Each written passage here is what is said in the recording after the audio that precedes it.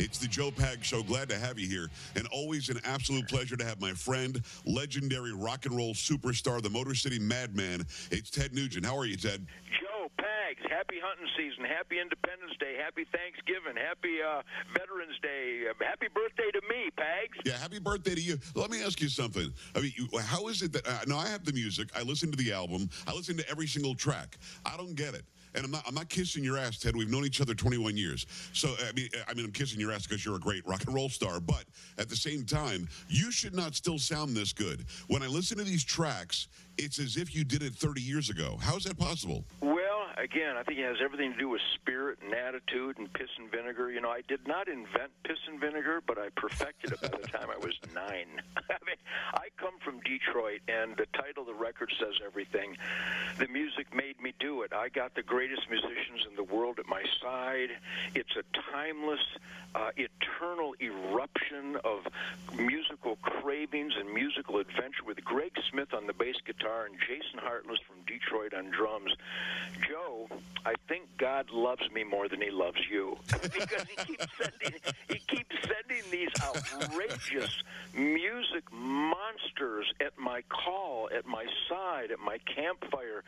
And, you know, Jason Hartless is 23 years old. He's becoming the most respected and admired drummer in the world at 23, right out of Detroit City. And when we were recording the record, in between barbecue and brass rainbows from my machine guns, there's a little extra added effervescence from that source. He looked at me, I think in the middle of Big Fun Dirty Groove Noise. That's one word, by the way. That's Nice. a love song. Big Fun Dirty Groove Noise. He went kind of an exasperated, you know, threw his sticks up in the air and went, Ted, if the 25-year-old Ted Nugent showed up today, you would kick his ass. And I guess at 70, being clean and sober all my life and living life to the fullest and being disciplined by loving parents to be the best that you can be and surround yourself with people who shout that battle cry of excellence in everything they do. Right. The music is timeless, Joe, and we love this record, so thank you very much for that. I got to give people a little bit of this, Ted.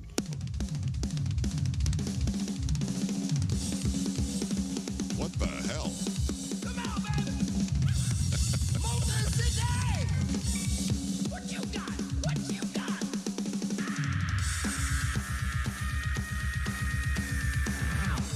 This is Big Fun Dirty Groove Noise from The Music Made Me Do It, Ted Nugent. It's out on Round Hill Records now. Look out. If I weren't forced to sit here because of the interview, I'd be dancing like an idiot. I mean, holy crap, Ted. I dance like an idiot anyway. Well, you know, I live probably the most diverse and prioritized lifestyle that God would bless us with. And, you know, that's an outrageous statement, which I'm really good at. But it's absolutely true. I live this Aboriginal, Cochise, Native American, African, bow hunting, healing powers of nature, hands-on conservation, hunting, fishing, trapping lifestyle that is so peaceful. It is so earthly. It is the ultimate down-to-earth, grounded lifestyle in the world, the great outdoors. And then you juxtapose that with, I walk in the house after cleaning the blood off my arrows and hanging up my fresh dinner carcass, and I go into a room right in the house here, and there's guitars and amps all over the place. And Right. I immediately, before I clean too much blood and guts off of my hands, I grab a guitar, and that happens. It is so primal. It is so pure. And I've been doing this since I was born in Detroit in 1948. So Right.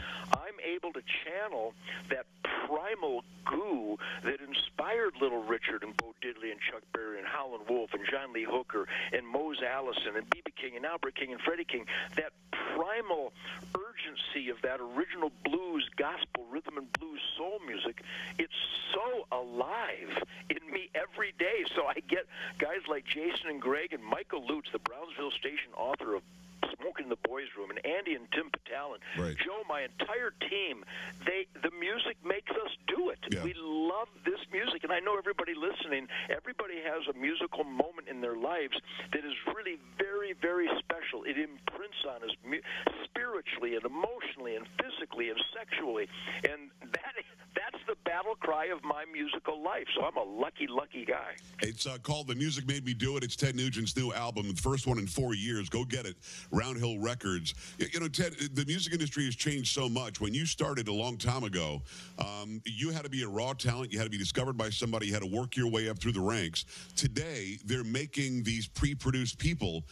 And a guy like you, quite frankly, as great as you always have been, might not have gotten the chance simply because you weren't traveling in the right groups of people. Has the music industry changed as I perceive it has changed, or is it kind of the same? Well, I was in the vortex of that change. I'll never forget, and I think this is very telling to the point you just made. And in 1974, when I'm touring, 300 concerts a year, having an absolute sonic bombast musical orgy every night with people that love this kind of hard-driving, Motor City, high-energy rhythm and blues and rock and roll. Right. And I knew that it was connecting with people. But I mean, really, really connecting with people, Joe. Yeah. We would play this long jam called Stranglehold, and nobody's feet touched the ground, right. And the girls couldn't control themselves. This is a powerful indicator. And every record company on the planet turned me down because Stranglehold. I don't hear a chorus. They told me. Right. We don't like long feedback guitar solos anymore. I went, really? Well, every audience and I really do, you dirtbag. Right. So right. finally, people from Epic Records came and saw us live, and they realized that this really is the street fire. This is the working hard, playing hard soundtrack for people who really live life to the fullest. So they signed me, and of course now 40 million records later, right. I proved them wrong. But you're right, it's worse now than ever. I mean, Aerosmith couldn't get a contract today. Sammy Hagar and Van Halen and Cheap Trick and all the greatest bands in the world couldn't get noticed by record companies today because it's all cookie-cutter formulated It stuff. is.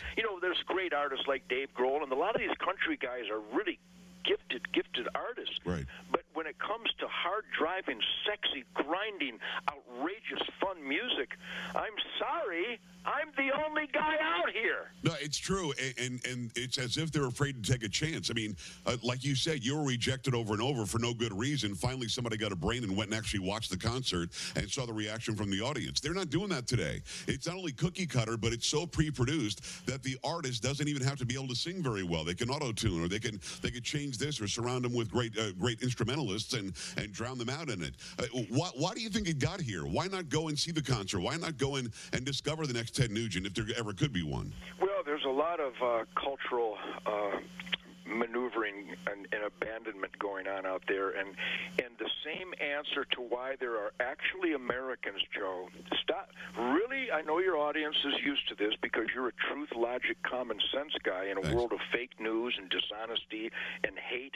But if there is a segment of America, and there is, that doesn't believe that America should have secure borders, there is a segment of America, Democrats and liberals, who have actually come out and said that you don't have to be an American to vote in America. Yeah, it's nuts. If you have so obscenely abandoned your culture to that degree, we have become so spoiled and so dumbed down by a strategic academia that will not teach us the good, bad, and the ugly of human history, that you whine and complain because someone might have used the wrong word and your heart is broken and you burn down buildings and attack people because you don't agree with them. Yeah. That is a manifestation of a cultural abandonment that is also apparent musically and artistically.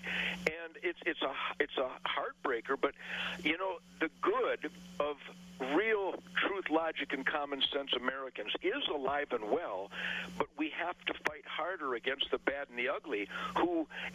Another example, the liberals and the Democrats, and there's millions of them, they're half the country almost. Right. They know that gun-free zones are where the most innocent lives are slaughtered, and these idiots want more of them, Joe. So It's crazy. if you use truth, logic, and common sense to try to answer the question, why isn't there killer music anymore? It's the same outrageous question of why would Americans be against a president who believes in America first? What kind of freak would be against the battle cry of America First? And I'll tell you what kind of freak. The enemies of America are angry at those of us who believe in America First. And it transcends into music as well. I couldn't agree more. It's Ted Nugent. Go to tednugent.com, tednugent.com, at Ted Nugent on Facebook, on Twitter. He's got millions and millions of followers. Go be one of them. And get his brand new album called The Music Made Me Do It. Let me just ask you about something that you just alluded to quickly. And I know you don't have a ton of time, but I always appreciate you making time for my audience and for me. The border situation. You work very closely with law enforcement. So do I. We believe in ICE. We believe in Border Patrol. We believe in a sovereign border. We believe in our nation. When hordes of people, thousands of people show up, put a couple of women and children in the front, and it's mainly men between the ages of 18 and 40 who are behind them, and they start throwing rocks at our Border Patrol agents. Ted, is it somehow using weaponized chemical weapons and gases on women and children to use tear gas to disperse them? Or is that just what law enforcement has to do to protect us? Well, you know, you're identifying a real tragedy in America where people, again, is manifested in the freaks who don't believe that America needs secure borders, and that somehow spontaneously and organically thousands and thousands of people down in Central and South America just spontaneously decided that they were going to head north to seek asylum in America. Are you suggesting somebody actually rounded them up and sent them this way? No, I thought they sent each other a tweet or a Snapchat, and that's why they did it. Yeah, Joe, I mean, how mushy-brained, soulless, and brain-dead would one have to be to believe that this invasion is spontaneous and that a bunch of people just got fed up with their socialism south of the border, so they thought they would come to America and that they would strategically put women and children, 8 of them, in front of 12,000 invaders. Right. I mean, this is Planet of the Cuckoo's Nest like we've never witnessed. So, Joe, on behalf of we the people who believe in truth, logic, common sense, and the American way, the Constitution, the Bill of Rights, and the Declaration of Independence, thank you for your radio positive spirit and truth, logic, and common sense that you spread. Because, again, Joe, it is alive and well in the asset column families of America. The liability column Americans actually welcome people who are clearly not coming here for the constitutional best interests of America. So the invasion is real, and those that deny it should be ashamed of themselves, but since they have no soul, they don't know what shame is. Last quick one about law enforcement. When they're depicted as chemical weapons users on women and children, it makes their job that much harder. It makes the level of hatred some on the far left or some who are indoctrinated have for them go through the roof. How are they reacting to this? I've talked to cops. I've talked to Border Patrol agents all the time. You and I both live in Texas. At some point, they're going to throw their hands up and say, screw it, I can't do my job when half of America thinks that we're trying to kill women and children. Well, because we do know the heroes of law enforcement, on behalf of the Nugent family and my band, my crew, my Spirit of the Wild team, all my neighbors here in Texas, and my friends up in Michigan, and quite honestly, all across North America, including up in Canada, all 50 states and every Canadian province, there are still truth, logic, and common sense people that know that quality of life, security, and safety only comes from the hero warriors of law enforcement. So on behalf of all of us in the asset column of the world, thank you, cops. Thank you, ICE. Thank you, Border Patrol. Thank you, Texas Rangers. Thank you, state troopers. Thank you, sheriffs. Thank you, deputies. Thank you, police officers, for securing our borders. And, Joe, I promise you, I know these people. They're special. They are warriors. They are dedicated to make America safe, and they will not throw their hands up in frustration. They will hold the line. And the very fact that for the first time in the history of the world, a commander-in-chief is so honest and so dedicated to protecting his nation that when President Donald Trump says that he will identify, rightly so, projectiles that could kill our heroes of law enforcement being thrown by invaders, we will return fire because it is seriously and inescapably a threat against the lives of our law enforcement heroes, and we will use deadly force to stop them. Hell Hallelujah. It's about time. It's The Music Made Me Do It. It's the Motor City Madman, rock and roll legend, great friend of mine. And just when you hear this music, you're going to think to yourself, this guy's still 30. It's Ted Nugent. Ted, thanks a million, man. I always appreciate it. Well, thank you, Joe. And on behalf of all the law enforcement heroes out there, there's a song on this record called Cocked, Locked, and Ready to Rock, Doc. And I think that's the battle cry for all the heroes that are securing America. We thank them. A little of that for you before we get out. Hold on. Because it's just that good, Ted. This is tasty. What the hell, man?